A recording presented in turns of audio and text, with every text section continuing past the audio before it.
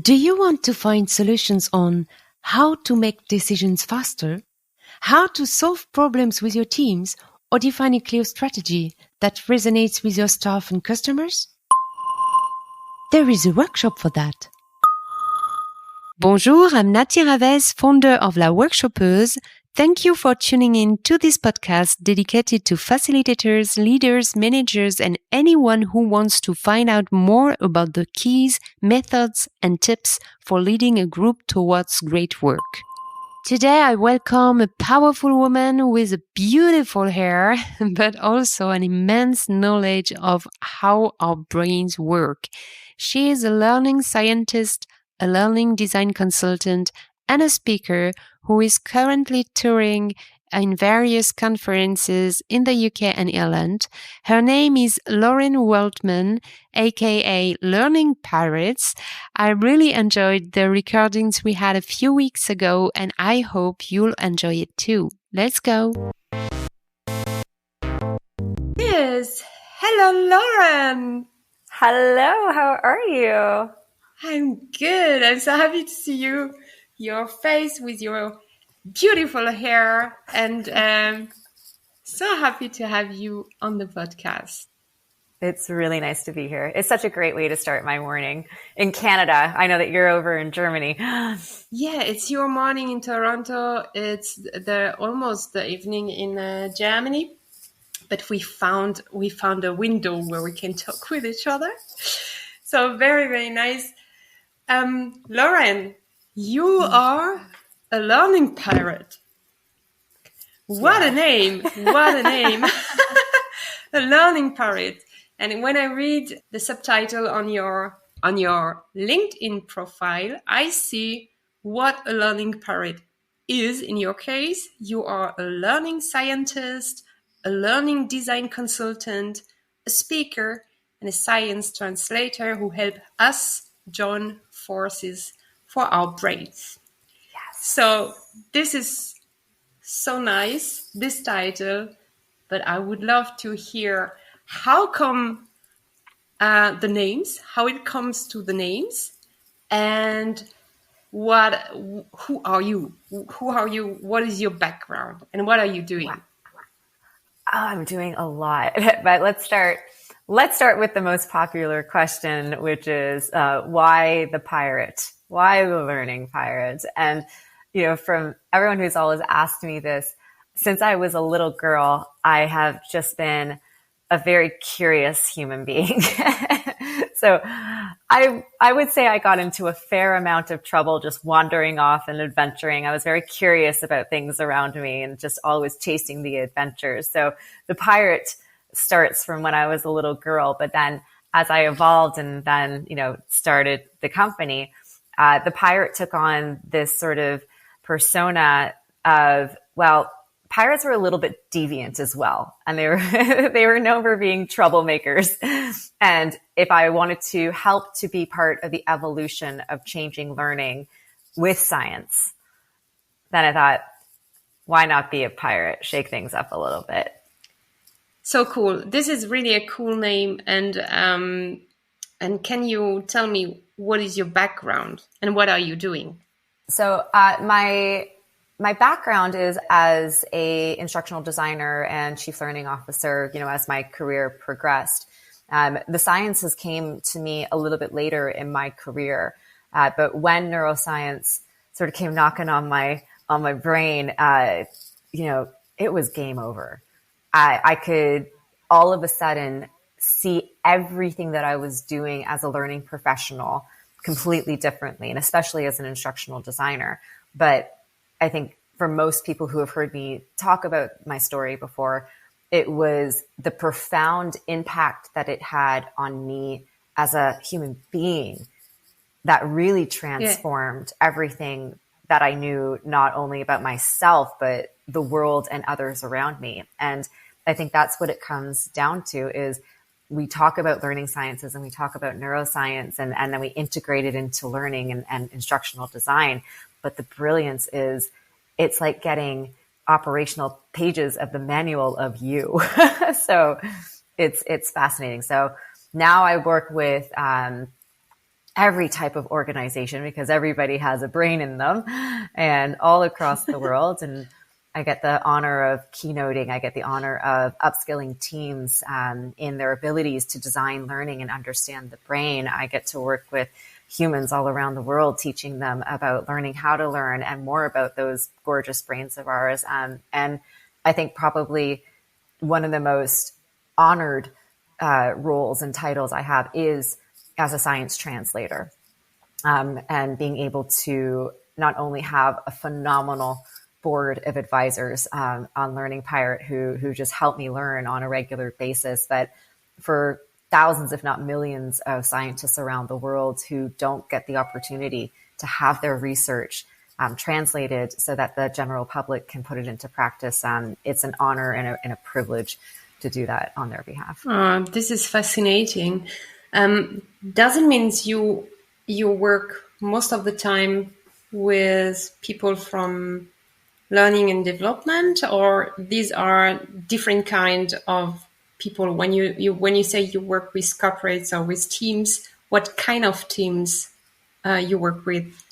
I work a lot with the learning and development teams, but this knowledge really can go anywhere. I've worked with marketing and sales teams, anyone who really has to learn and absorb learning to transfer it into their skills, their knowledge, their abilities, or their behaviors. And then that could be any function and any person. I've worked with the academic institutions. Mm-hmm. So, teachers need to learn these things too.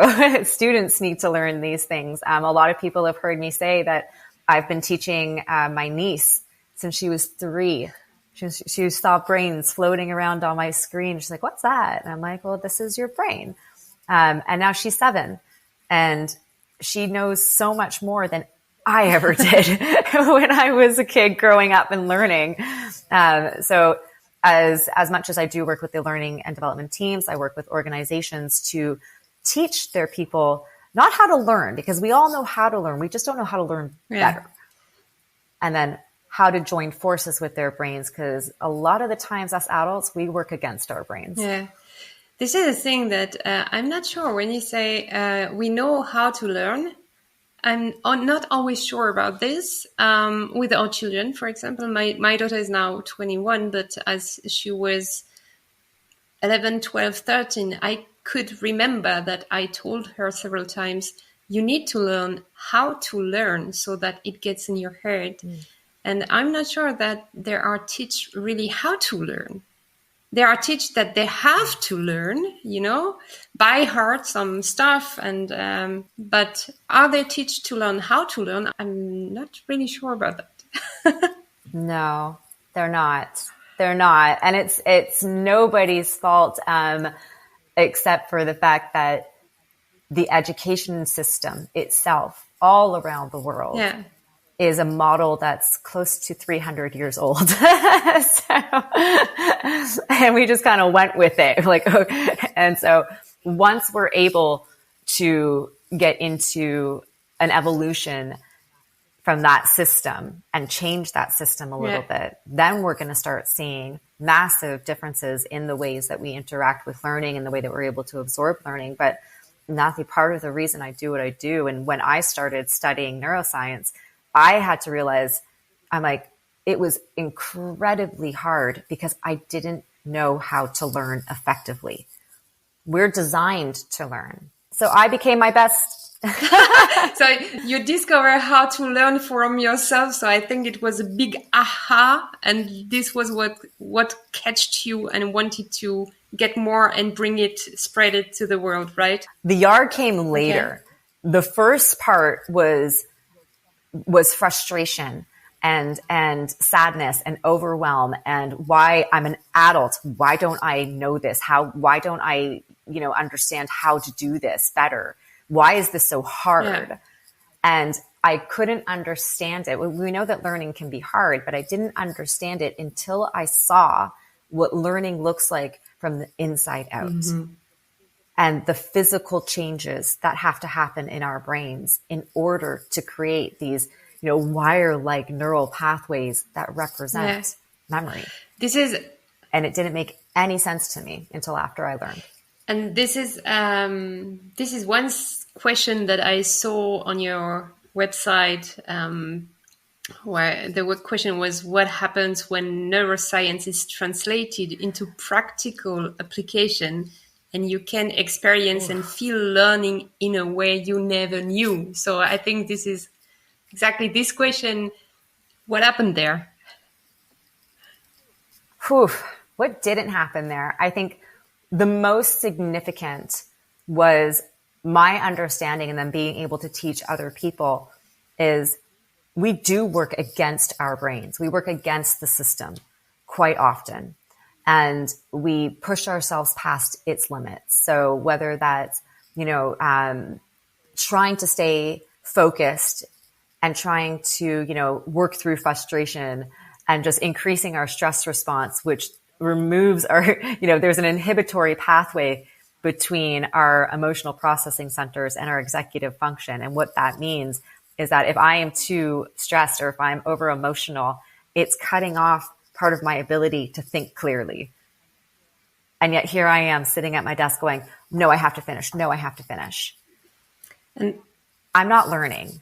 I might be getting it done, but I'm not learning. I'm not creating a memory. So that's one thing that I think we can all relate to is, just pushing ourselves past those limits.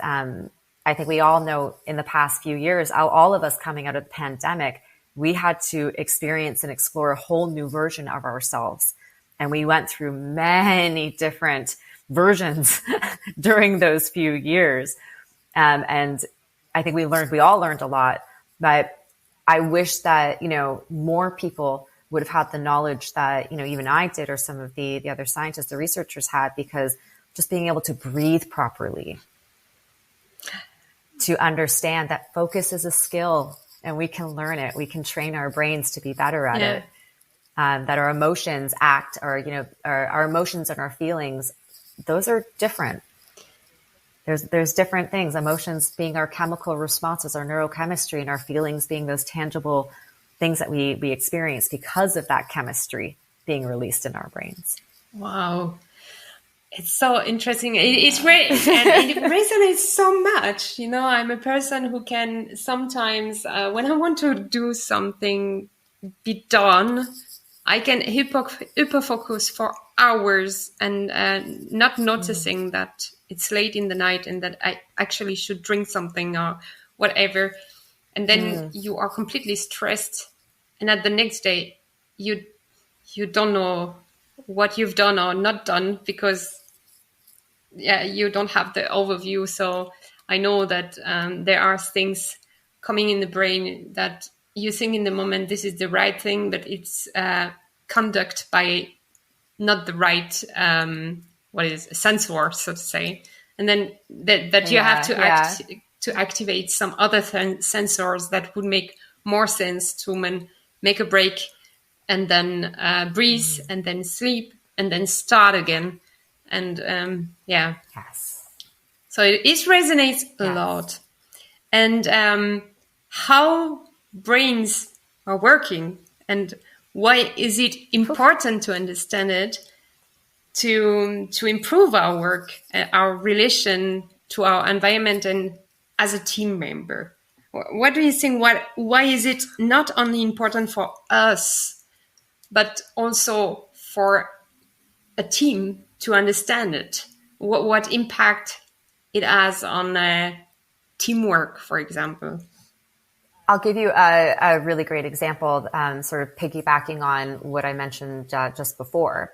So when we look at those two very powerful parts in our brains, which is the prefrontal cortex, where our executive function lives. Now, our prefrontal cortex is helping us to problem solve, to goal set, to focus. It's regulating parts of our behavior and our emotions. But those other parts of our brain, the amygdala, which is where our emotional processing centers are, like I said, they can inhibit that. Now, if I'm sitting in a meeting and someone's getting agitated or someone's getting frustrated, and we can all feel what is the room when the energy in the room absolutely starts to go there. Now, if I were to share with everyone who's listening to this right now that that part of your brain, the emotional processing centers, can act 4 times faster than your executive function. Okay. Then we already know, okay, I need to do something because I've got there's a lightning bolt about to erupt. Now, very simple ways that we can start to downregulate that response is through, breath. And now if I'm sitting in a meeting room, I'm not going to go into a full meditation. Yeah, I can imagine. Wait, I have to breathe. But something as simple, though, is just being aware of the way that you are breathing. Because if we know that cortisol is being released and we can start feeling adrenaline and our heart rate might start accelerating, the natural reaction is we start breathing faster. But that's only going to keep the response going for longer. So if I can just sit there and, very subtly take a nice big breath through my nose and then release it very just through pursed lips. Maybe smile at the person across the room. At least at the very most, I can downregulate my reaction. So that's on my side of the table. But on that side of the table, I go, oh boy, they're about to set fire. That part of their brain is in control right now. So that is power in that knowledge. Yeah. So I'm either going to remove us from that environment, remove myself from that environment, invite that person to remove themselves. But it's in knowing these things, just as a simple sort of that kind of response, focus and attention as well. Often we sit through an hour-long meeting and we end the meeting and everyone at that table is like, okay, everyone, you know what you're doing? Okay, great. We'll see you next time. And people walk out of the meeting room. And I know I was an employee once too. I walk out of the meeting room. I turn to the person I walked out with and go, sorry, what was I supposed to be doing? And this is where facilitators are coming in the room. If you're a workshop facilitator and you're struggling to find your own value proposition, the type of workshop you really want to offer, the one that exactly meets the needs of the customers you'd like to work with, or if you want to refine your offering and make it more clear and attractive to your customers, book a free call with me so we can discuss how I can be a sparring partner in one-to-one sessions to guide you towards your ideal offer. All the contact information in the show notes. It's so interesting. So these are some little techniques actually that you can teach, little but very important techniques that you can teach to get your brain under control no matter what happens in the rooms. And if I understood right, and if a team know what to do and how to react, then they know maybe better to collaborate, to listen to each other, and to really focus on what is said in a room, in a meeting, or during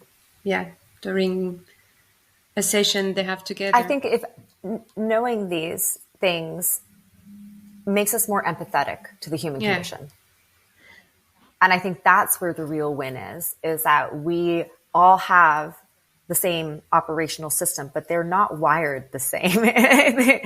Our wiring is all different in there because we've all experienced different things. We've encountered, we've got different behaviors. We feel differently towards different things. So but the pieces of the operational system are the same. And if we understand even that at a very basic level, no one has to go as deep in as I did. I went really far down in the rabbit hole, and I love the role that I play as a learning scientist and a researcher. But I'm not encouraging people to do that because it takes an exceptional amount of time to learn and, to be able to translate accurately. But these fundamental things that we can learn from, either translators like myself, some of my board members as well, Dr. Chris Lee, wonderful on stress regulation and management, absolutely phenomenal. Dr. Celine Mullins on psychology and leadership. Dr. Nick Hobson, one of the funnest and coolest behavioral scientists I know. And on, just I could keep listing all of my board members that they were the people who can help bring this in a way that is not overwhelming and not intimidating. Because when we say, we're going to learn about your brain today, they go, whoa, don't touch my brain. Ooh, I don't know about that. But then once we sort of, rip that Band-Aid and say, it's okay, we're going to do it in a way that we can all understand, right? I like to give the examples of my own emotional regulation during the pandemic when, we were very restricted, especially here in Toronto. Yeah. And I remember standing outside the supermarket, and there was the glass windows, standing outside the supermarket in like the spaced line. But again, I hate to bring up this like very like, stereotypical example, but it was the toilet paper. And I was watching people just grab toilet paper off the shelves. Yeah, it was But because I could watch them do it, and I was like, but I need toilet paper. Put that back. What are you doing? So I could feel my levels going up. I'm like, okay, it's okay. You do not have to get upset with someone who's like trying to do the exact same thing you're trying to do. Yeah, it was crazy. I can remember this.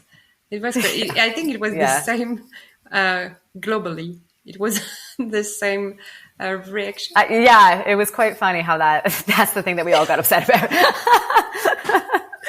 Yeah. We will talk together about joining forces with your brain, but you were talking about meetings just before. And of course, I would like to make the link to facilitation.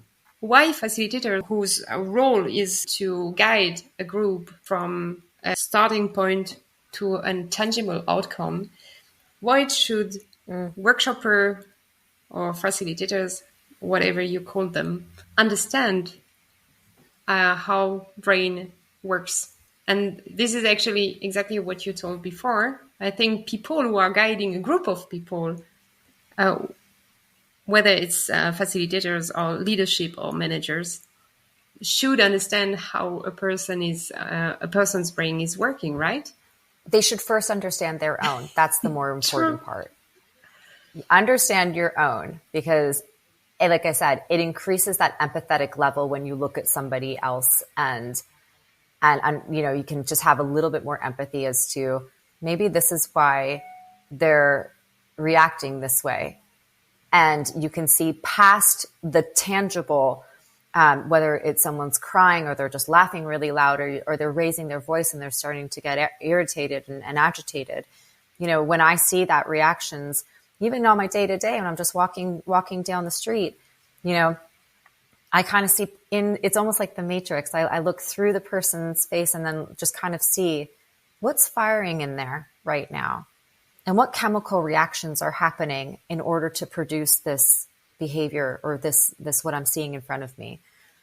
And even as I just did this, I was just so consciously aware, my brain is sending a signal for me to move my hand.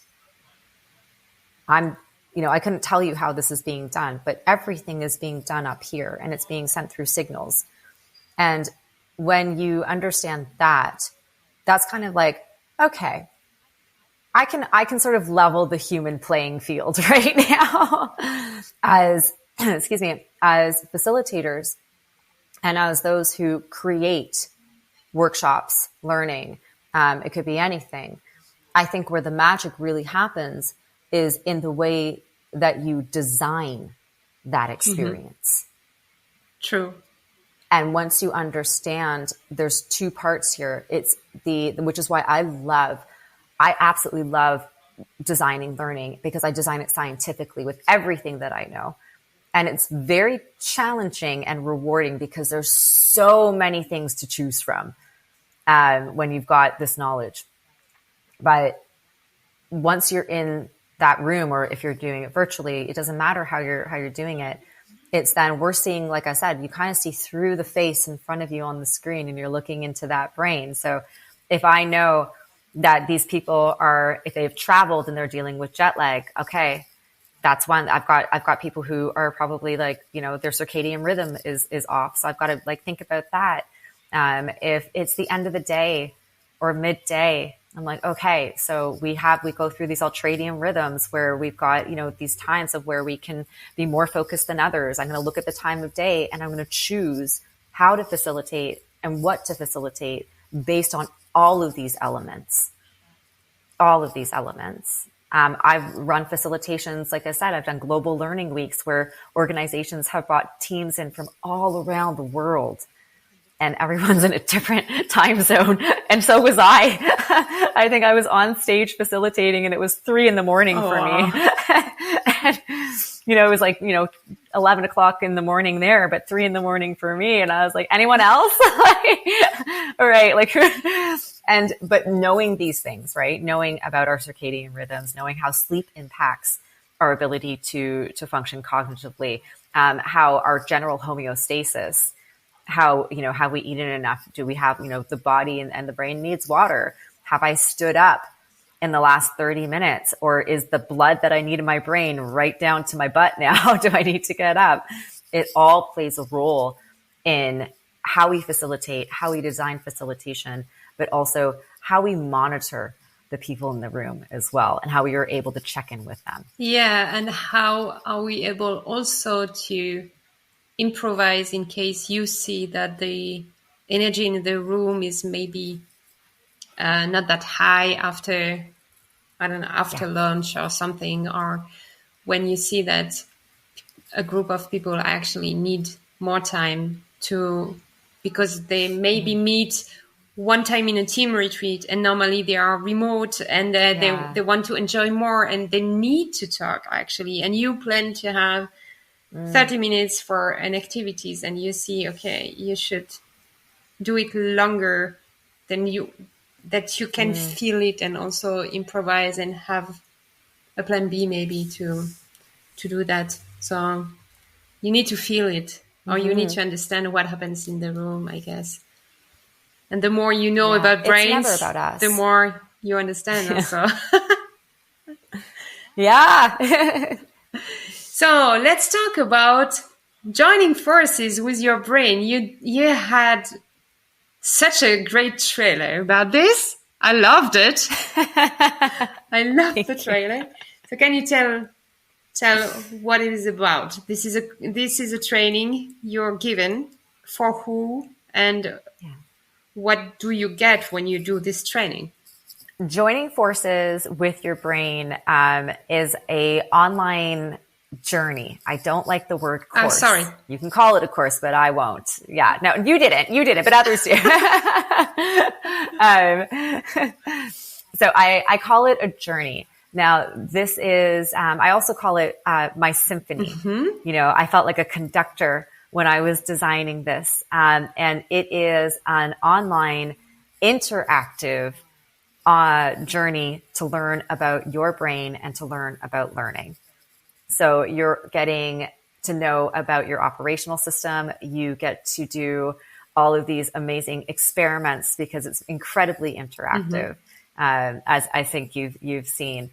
And it was my way to try to make all of this research and knowledge accessible to everyone and anyone who wanted to learn it. We've had people go through the videos who are, sport coaches. We've got their 8 and 9-year-old children who busted in the room while they were, Yeah.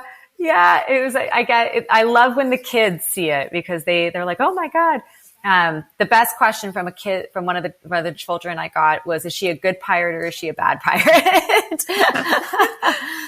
But the range of people who have engaged with this series has really, it's not just for one person. It's if you have a brain, and I believe we all do, and if you'd like to explore it, but learn how to work with it. That's why I said you're joining forces with it. And then I show you things like different methodologies and strategies while you're learning. And that could be learning for anything.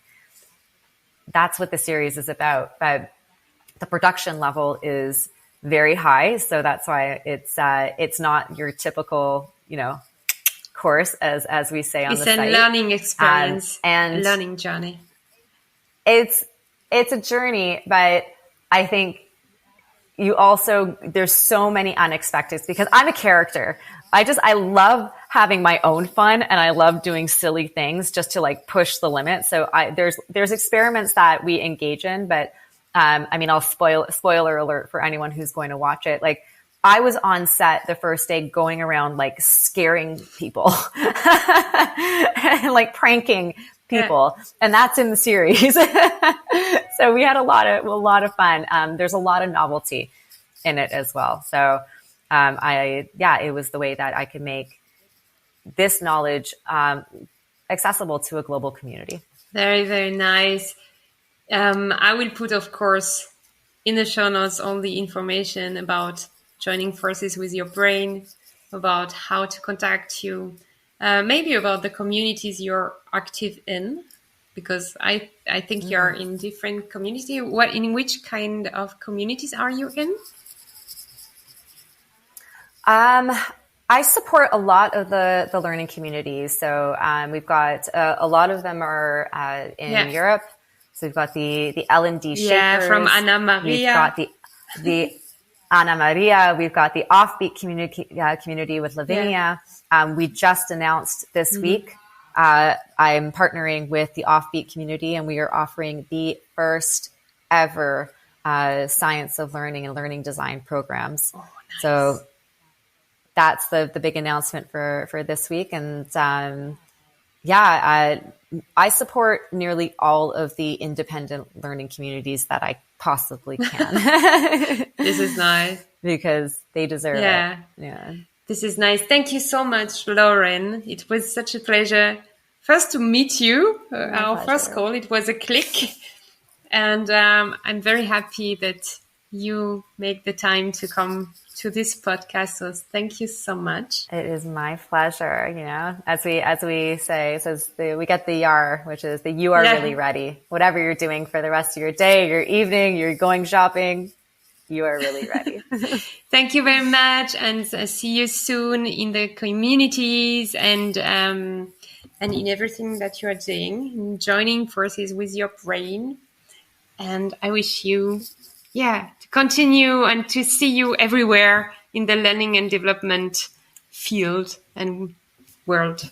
Well, I hope to come to you. I've yet to come to Germany. So for any of my friends over in Germany and Berlin and Munich, I'm absolutely dying to come and explore your country. So let's find a way to do that. Will. The pirate will come to Germany. Bye-bye. And thank you very much. Bye. Ciao, ciao. If you'd like to find out more about Lauren, you'll find all the contact details in the information notes. You'll also find the link to her Joining Forces with Your Brain training. The first 25 minutes are free, so don't hesitate. Go for it and see what it is. In the next episode, I'll be welcoming Sandy Preza, who visited me making this a recorded face-to-face episode. Sandy is an OKR coach and consultant, and she'll be talking about her work with teams and the challenges they solve with her Out There guide. She's really passionate about her work. It was a big pleasure to listen to her, so I hope you will tune in. And until then, I wish you success, good health, and lots of happiness. Au revoir.